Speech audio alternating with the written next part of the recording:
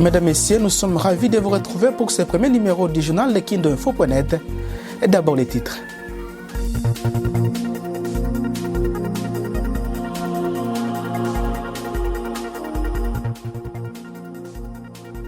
Le docteur Jérôme Mouniangui est arrivé à Kindu le mardi 22 décembre 2020 en provenance de Kinshasa. Membre du cabinet du chef de l'État comme conseiller au collège santé et bien-être, Mouniangui dit amener un dispositif anti-Covid qui va être installé à l'aéroport national de Kindu, un don de la fondation Widal. Aussitôt nommé par ordonnance présidentielle, le nouveau directeur général de la société aurifère du Kivu et Maniema, Sakima en sigle, a effectué une visite de travail à Kalima et Kailo. Sur place, Fidel Bassemana Nekasongo a fait un état des lieux de cette société de l'État congolais. Coronavirus, on en parlera dans ce journal de KindoInfo.net. Dans ce journal, nous allons vous proposer l'évolution de cette pandémie dans la province du Maniema. C'est tout pour le titre. Bienvenue à vous.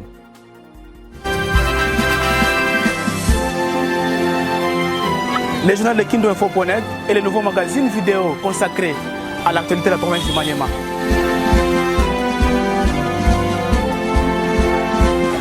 Le journal de KindoInfo.net, ce sont tous les faits divers vécus dans le quotidien de Kambelembele, en passant par la politique, l'économie, la santé, les sports, poursuivis par des analyses, débats et tables rondes sur les enjeux de l'ère en province.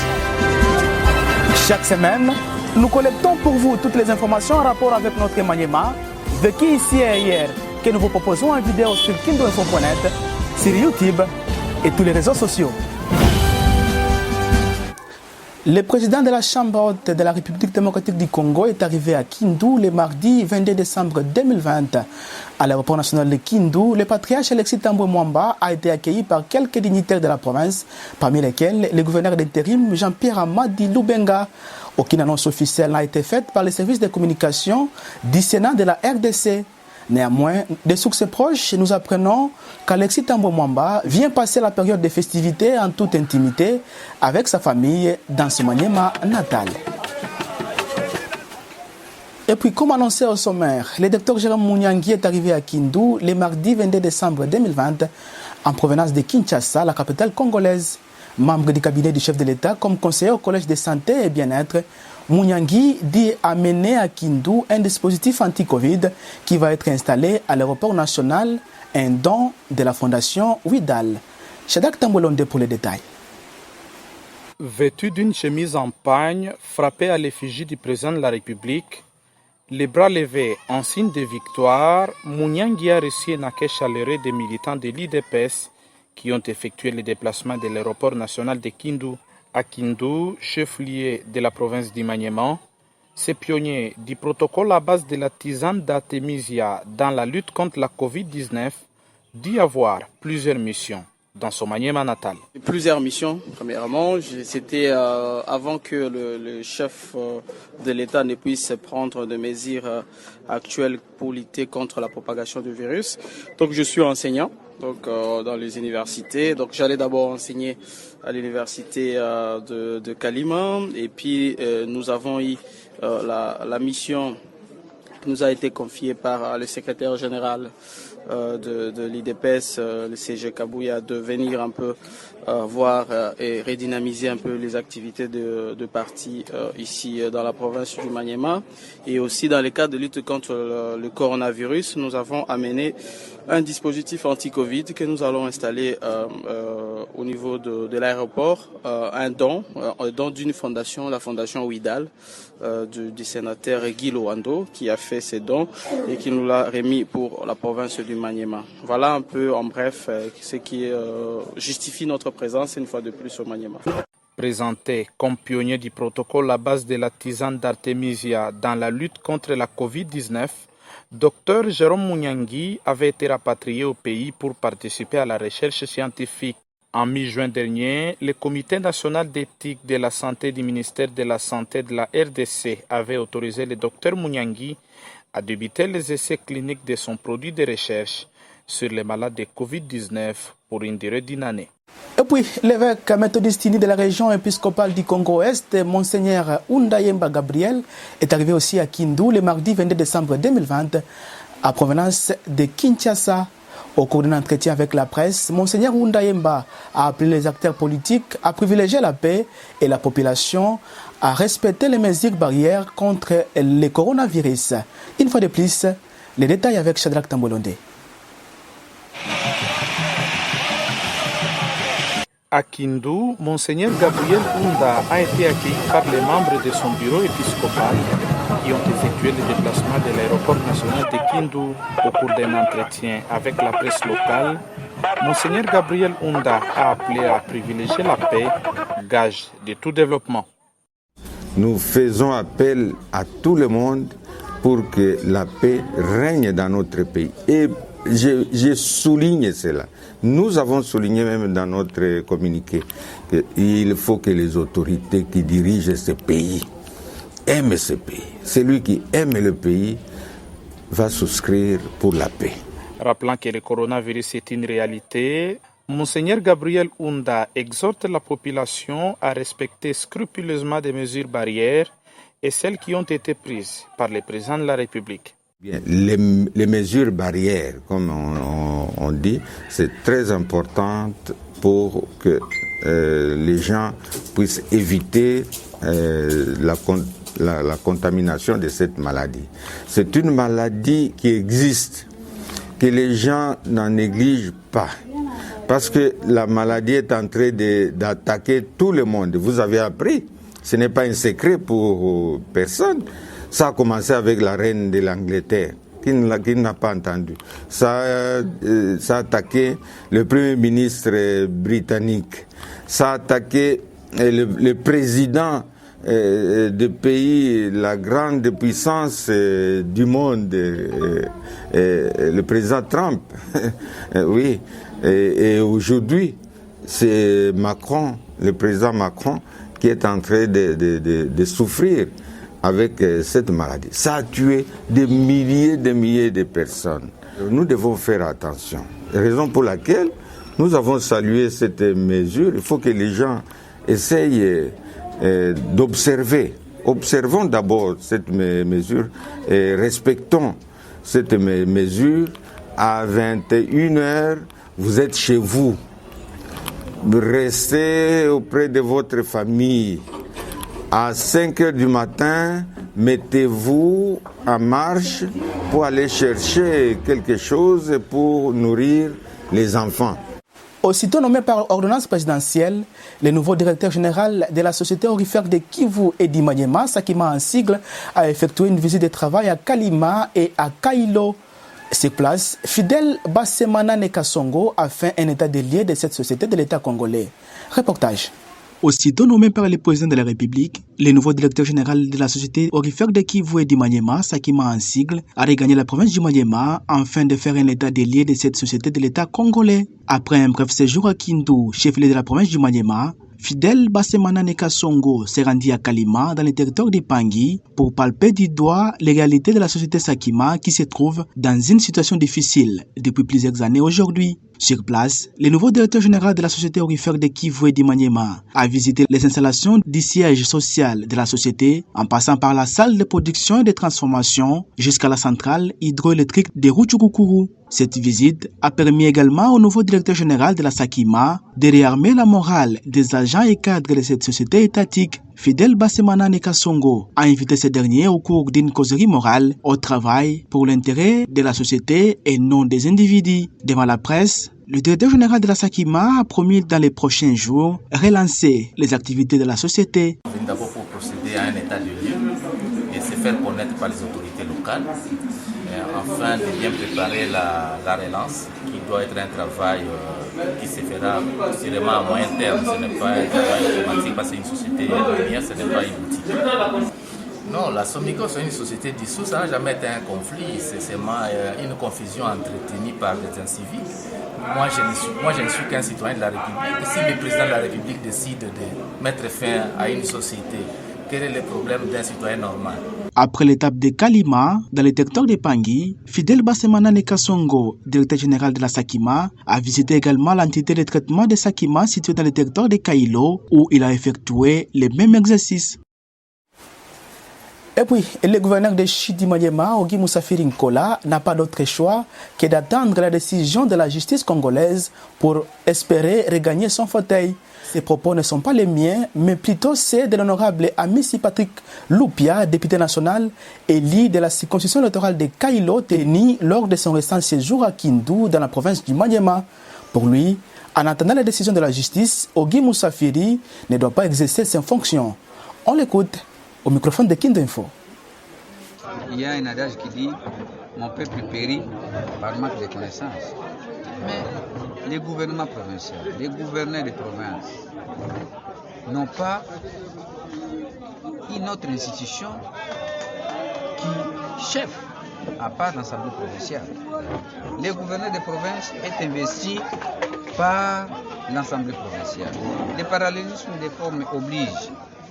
Si l'Assemblée provinciale vous retire confiance, la seule voie qui reste, c'est la voie judiciaire.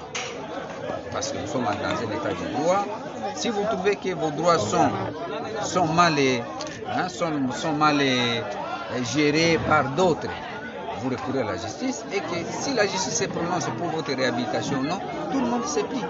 Mais on ne peut pas faire la rébellion contre la décision de l'Assemblée provinciale. Ça, c'est une rébellion. Ce sont les gens peut-être qui ne comprennent pas.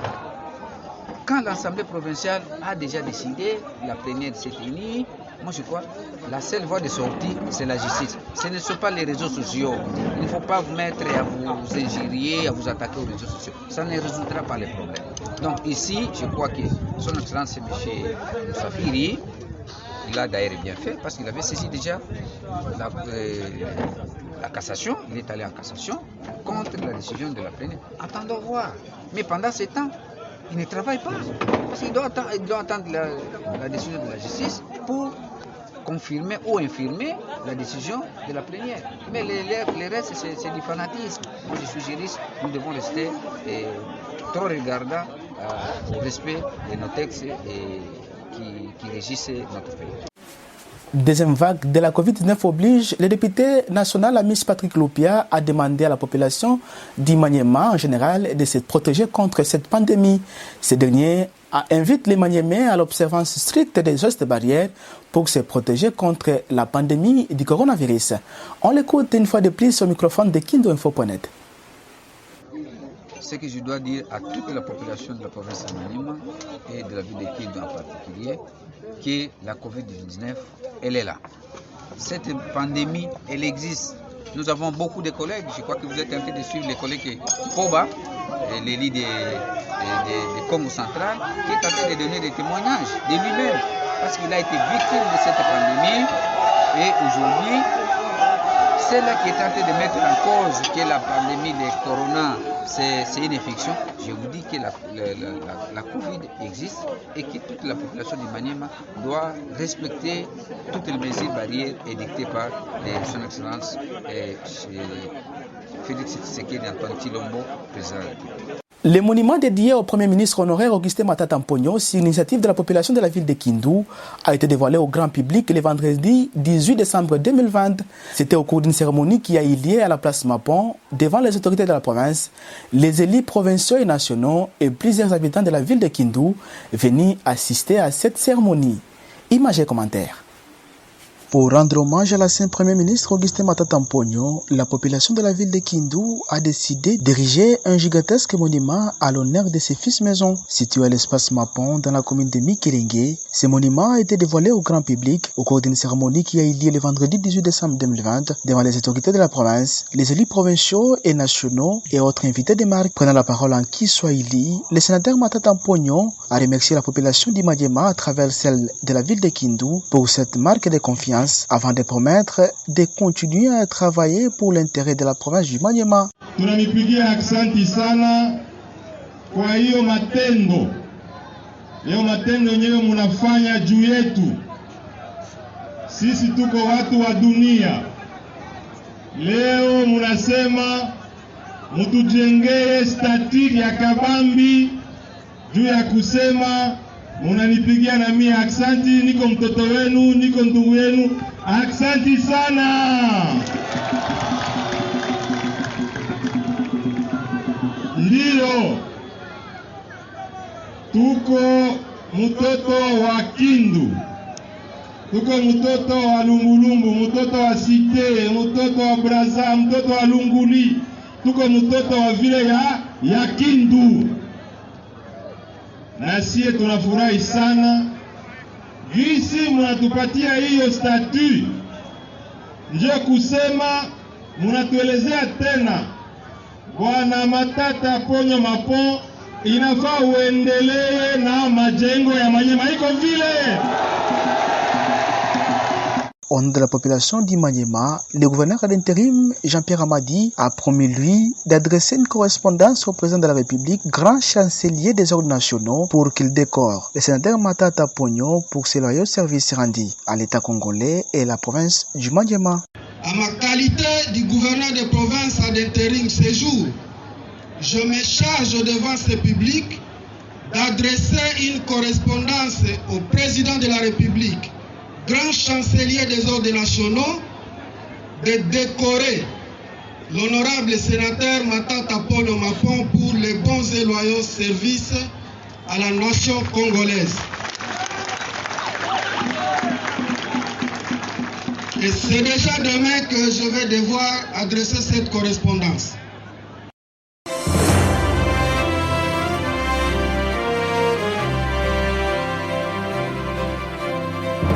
Coronavirus, on en parle dans les journaux de kindoinfo.net. Suivez l'évolution de cette pandémie en province avec Shadrach Tambolonde. 20e province touchée par la Covid-19, le Manyema cumule à ce jour 17 cas, parmi lesquels un décès. L'autorité provinciale avait déclaré l'épidémie le 11 septembre 2020. En RDC, depuis le début de l'épidémie déclarée le 10 mars 2020, le cumul des cas est de 16 039, dont 16 038 cas confirmés et un cas probable. Au total, il y a eu 566 décès, dont 565 confirmés et un cas probable, et 13 736 personnes guéries. Le journal de Kindu Info vous rappelle des consignes de sécurité et d'hygiène. Restez chez vous ou limitez vos déplacements à l'essentiel. Éternuez ou toussez dans le pli du coude ou dans un mouchoir à papier jetable. Lavez-vous les mains régulièrement à l'eau et au savon pendant 20 secondes. Utilisez un mouchoir à usage unique et le jetez après usage. Évitez de serrer des mains ou de faire la bise. Portez un masque médical jetable pour limiter la propagation du virus. Ce journal touche à sa fin. Merci de nous avoir suivis. Le prochain numéro est prévu pour la semaine prochaine. Merci de nous rester fidèles.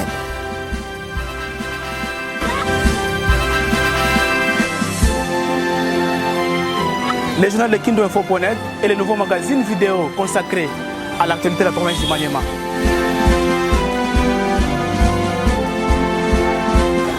Le journal de kindoinfo.net, ce sont tous les faits divers vécus dans le quotidien de Kambelembele, en passant par la politique, l'économie, la santé, les sports, poursuivis par des analyses, débats et tables rondes sur les enjeux de l'ère en province.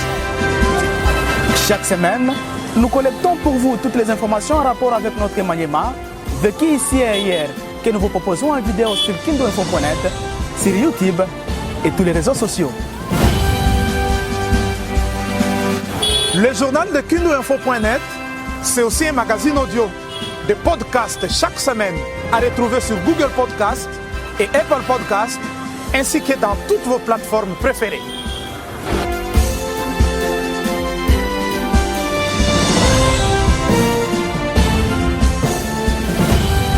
Allez, le rendez-vous est pris. On vous attend impatiemment pour cette belle et nouvelle aventure.